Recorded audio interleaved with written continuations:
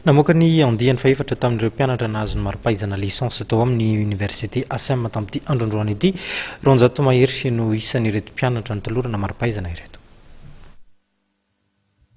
Mpianatra miisa 420 avy namarana fiofanana nandritra ny 3 taona teo anivon'ny université ASM no mandrafitra ny ingénieur andiany faefatra nisalotra ny anarana sandratra izay navoaka tamin'ny fomba ofisialy androany teto amin'ny CCI-Vato. Notolorana ny marim-pahaizana licence amin'ny sabam-piofanana miisa 5 misy azy avy izy ireo.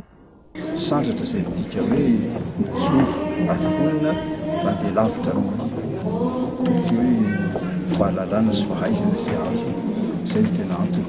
Ny totalisa izy ireo izay eo amin'ny filière informatique électronique, sciences de la santé, communication, gestion ary sciences de juridique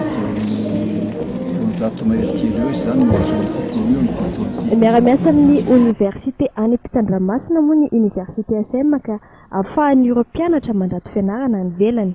Misy mihitsy ny fiara-miasa amin'ny université any ivelany izay mizara roa izy ireo. Misy eo anatin'ilay université internationale du multimédia izay réseau ifotronana université amam-polo maro eran'izao toa izao misy canadienne, frantsay, africaine, chinois ary océan indien. Io dia efa hatramin'ny ela no miara-miasa aminay. Ary koa ny USEG,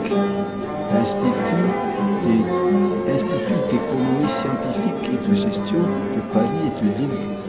Ireto mpianatra navoaka-androany ireto dia manana safidy na tonga dia hiditra amin'ny sehatry ny asa na ihany koa hanohy fianarana satria mbola misy ny fianarana atao ahazona ny master.